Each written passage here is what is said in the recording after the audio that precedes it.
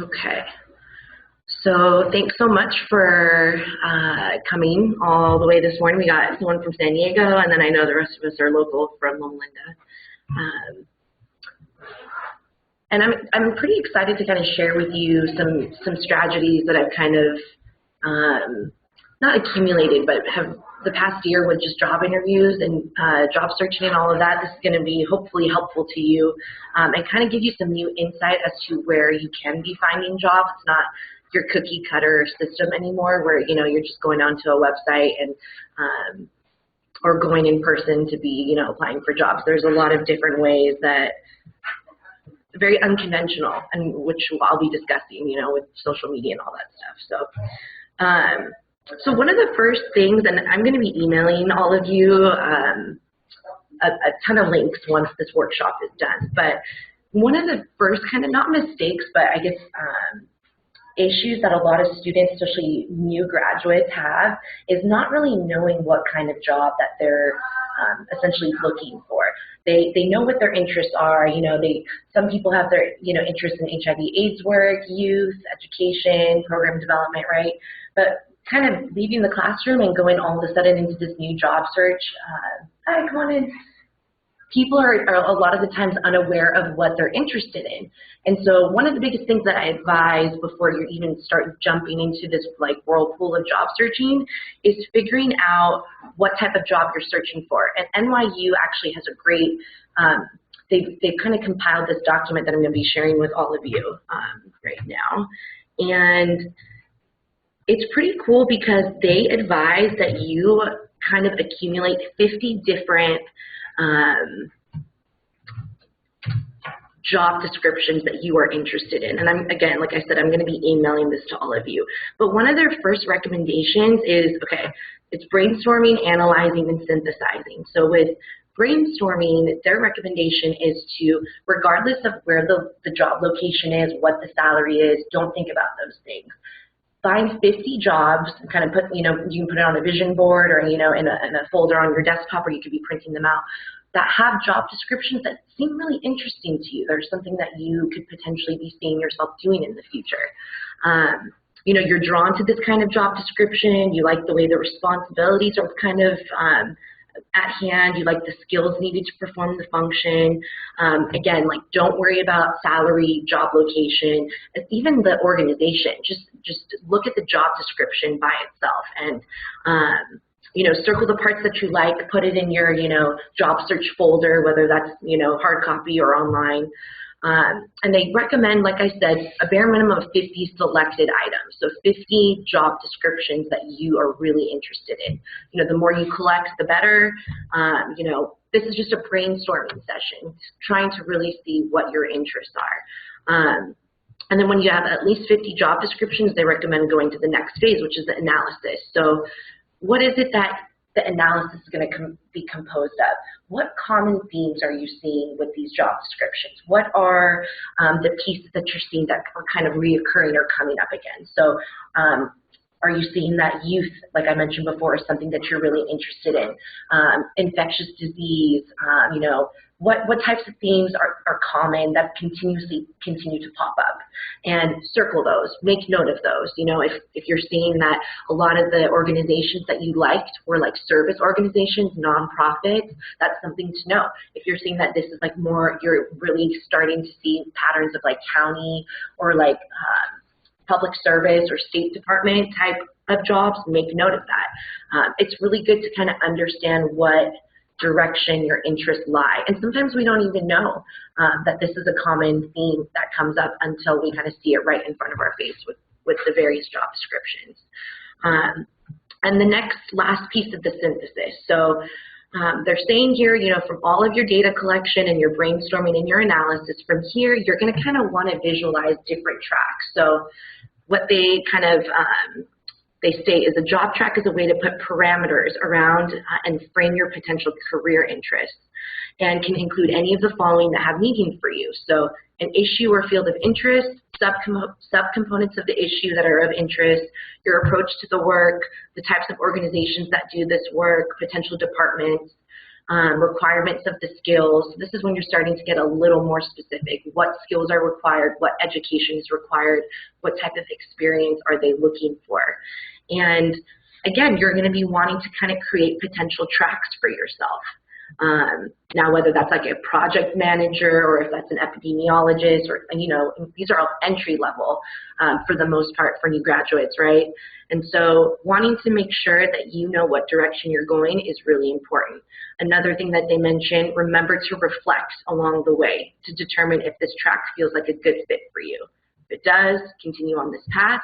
If you're seeing that, no, this isn't really what I was interested in doing, you know, start over, not necessarily from scratch, but kind of change direction.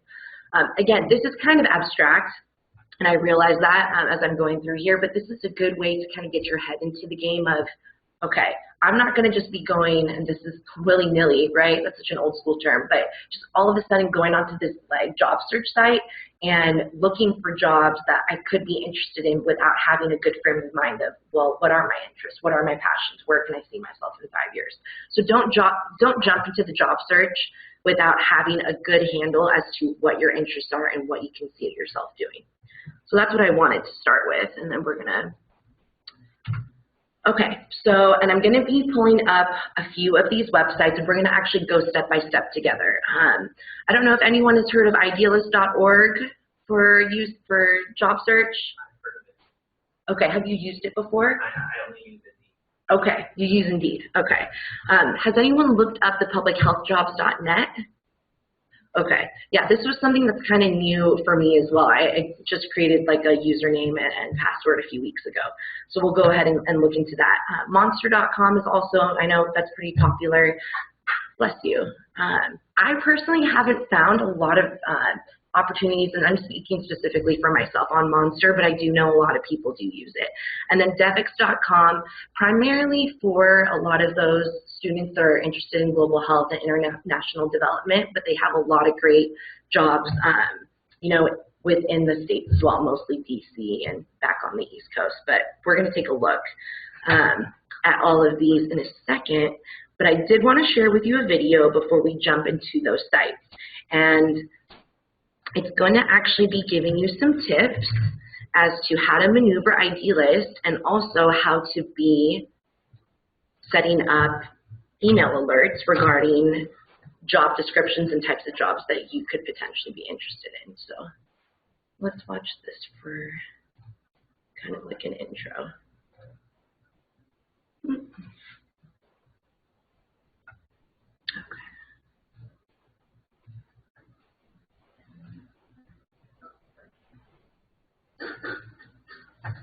Welcome back to Idealist 101. I'm Kim. And I'm Matt. And we're your community engagement team. Today we're talking about searching. We have over 80,000 organizations on the site from around the world listing jobs, volunteer opportunities, and other ways for you to get involved. We have a lot of listings on the site. At any given time, we have around 10,000 jobs, 15,000 volunteer opportunities, and 6,000 internships. Whoa, that is so many ways to make your life better. I'm sorry, it's a little cheesy. What if I find the opportunity that is right for me? That's a great question. The site has an awesome search and some other fascinating features that can help you out, like save searches and email alerts. These handy features will help you navigate all the wonderful opportunities on Idealist and find one that really resonates. Sweet. So let's bring in a real live job seeker to help us show the folks at home how to search. It's Dr. Ternadita. Thanks for joining us. Did I have a choice? No, not really.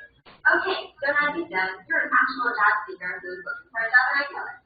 Yeah, so I used to teach and I love kids, but I've also always had a passion for the arts, and now I'm looking for a full-time job that combines all three. Excellent. You've come to the right place. We have tons of arts and education related listings on the site. Our biggest piece of advice is to start with a really broad search and then narrow it down using the tools on our site. Got it? Cool. So here we are on the Idealist homepage, and you can see we have these three boxes here at the top. The first box features the type of the job, volunteer opportunity, internship. The second box is for the what. You can enter keywords like specific interests or job skills you're looking for. And the last one is the where. It's the geographic location, so you can use the city, a region, a country, a few. The first step is to cast a wide net. Once you put in that you're looking for a job in New York, USA. And right after that, you'll see that almost 1,900 jobs, National Search Service. The next step is to use these filters on the left to narrow down the search. be an area of focus or the cause you care about, it's a great place to start narrowing down. On the left side of the screen is a list of our most popular areas of focus and the number of jobs that match those criteria. And you can click here to see and search the full list. In your case study, down here is click on News, and ta-da, we got from 900 jobs to just over 5. If you keep scrolling down, there are a bunch of other criteria that you can use to narrow down your search results even more. For example, in employment type, you can put that you're looking for a full-time position, or you can also search by position type, salary, or education requirements. The keywords still at the top is helpful if you know the specific criteria you want, like the job title of Director of Development, or a specific interest like saving management. I'm actually pretty interested in film, so let's try putting that in the keywords. Perfect. Okay, so it looks like you're getting a lot of great results. After this, you can just kind of play around and experiment with different combination of criteria. For example, you can try adding education as an area of focus or tweaking keywords. And not all job posters cover all these fields, so you'll want to try a few things to get the best results for you. One thing I found really helpful is branching out. So if you're looking for an entry-level position, you might find it under paid internship. Or if you actually want an internship, it could be under a volunteer opportunity. And that's something that, I'm just going to pause real quick, that's something a lot of new grads make the mistake of not thinking about or not remembering. A lot of the jobs that you're qualified for are entry-level jobs. So you should be looking at your, the internship listings, especially like on your sites like Idealist and Indeed, because a lot of the time the internship postings that are on there, yeah, there's a lot of unpaid, but there's a lot of paid opportunities as well. And those are going to be getting you your foot into the door into your dream organization, for example. But a lot of the times new grads forget to be looking at the internship listing because they're like, well, I have a master's degree, I have my DRPH now. Well, I'm not going to be doing an internship. I'm looking for a full-time job. Yes, you're absolutely right. You have a graduate degree, but a lot of the time, as we know, these jobs require at least like 2 to 5 years of experience, even the entry-level jobs, right? And you're like, well, I just graduated. I don't have this experience yet. Well, one of the ways to kind of, rise to this challenge is looking for paid internship opportunities, whether it's like a 3-month gig that will get your foot into the door, and then from there they will hopefully either extend you into like a full-time position, or from there, you could be networking like with a great deal of different types of people that you wouldn't have had the opportunity to meet, before.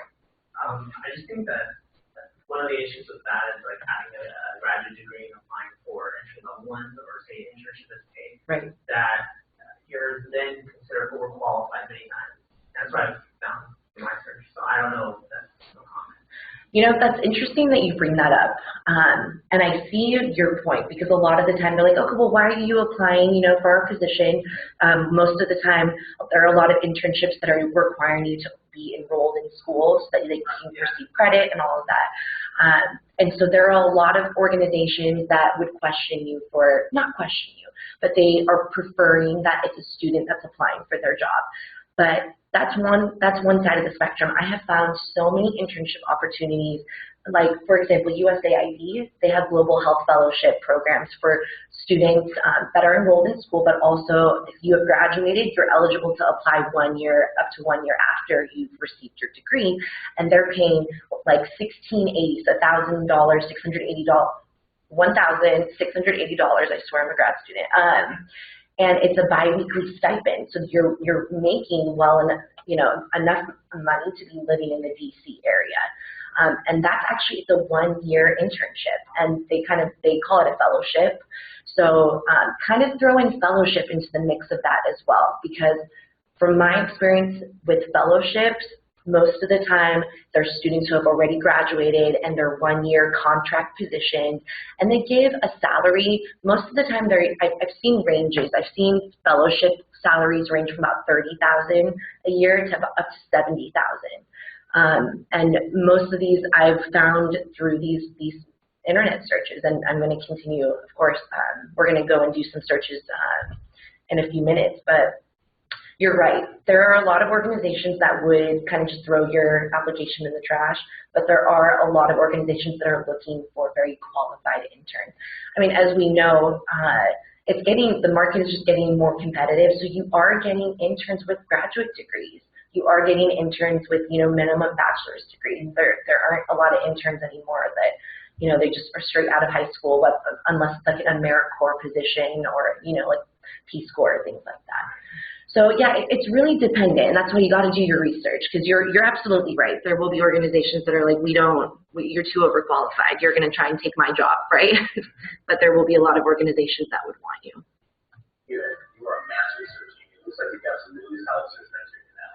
I do. This job looks great. It works with youth, deals with film, and it's in New York. But how do I come back to the search to see what's new without going through this entire process again? I'm so glad you asked. Idealist offers two super handy options within your searches. Just remember to leave on So to save the search, just click Save Your Search right up at the top. You can come back to the search again with just one click. Hover your mouse over your name in the upper right-hand corner and select My Search. Or you can click on Get Email Alerts, and we'll send you listings match your criteria right to your inbox every morning. It's less work for you and more work for the journal on our website.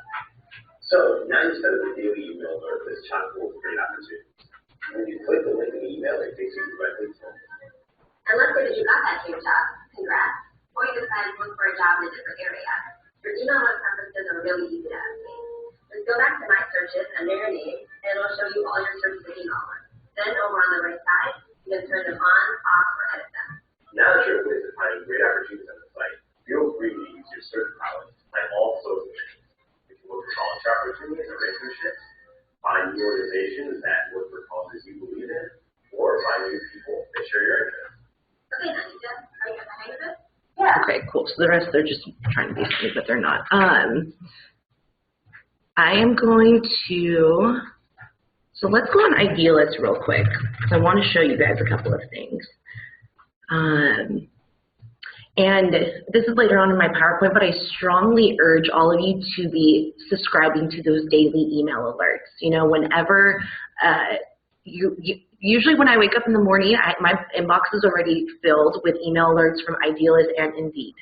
And, you know, it's like 18 plus jobs, you know, related to your search from yesterday, or, you know, and I make sure that these email subscriptions are like constantly updated, but I am getting daily email alerts regarding new jobs, and that's something I really like urge you to do.